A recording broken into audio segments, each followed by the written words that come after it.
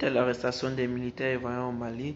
une réunion du Conseil national de sécurité s'est tenue dans l'urgence pour étudier la situation entretenue par les autorités maliennes ces dernières 48 heures. Des décisions rendues publiques par Fidel Sassouro, secrétaire exécutif du Conseil national de sécurité, ont été prises.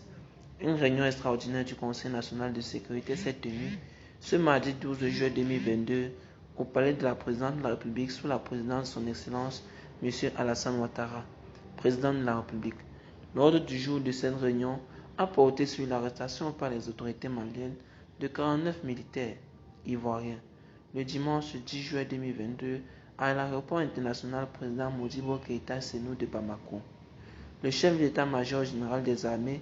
a fait une présentation sur les circonstances de la présence de 49 militaires ivoiriens sur le sol malien et de leur arrestation par les autorités maliennes. Contrairement aux allégations contenues dans le communiqué numéro 034 du gouvernement de transition du Mali du lundi 11 juillet 2022, ces militaires sont régulièrement inscrits dans l'effectif de l'armée ivoirienne et se trouvent au Mali dans le cadre des opérations des éléments nationaux de soutien, NSE. Deuxième point, la présence de ce détachement des éléments nationaux de soutien est conforme au mécanisme de soutien aux contingents des pays contributeurs de troupes dans le cadre des missions de maintien de la paix et est bien connu des autorités maliennes. En effet, en vertu d'une convention signée en juillet 2019 entre la Côte d'Ivoire et l'Organisation des Nations Unies et conformément à un contrat de sécurisation et de soutien logistique signé avec la société Sahel Aviation Service, en abrégé SAS, des militaires ivoiriens sont présents à l'aéroport de Bamako.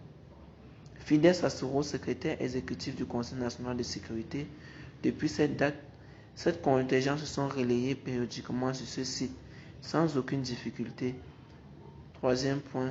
à leur arrivée au Mali, dans le cadre de la 8e rotation, le dimanche 10 juillet 2022, une copie de l'ordre de mission du contingent a été transmise aux autorités aéroportuaires maliennes pour attester de la régularité de la mission. Le ministère des Affaires étrangères et de la coopération internationale ainsi que le chef d'état-major des forces armées maliennes en ont reçu une copie. Quatrième point, aucun militaire ivoirien de ce contingent n'était en possession d'armes et de munitions de guerre à sa descente de l'avion. Les armes du contingent, comme autorisées par les Nations Unies pour la protection personnelle et les cas d'autodéfense et selon les procédures en la matière, se trouvaient dans un second avion. Au regard de ce qui précède,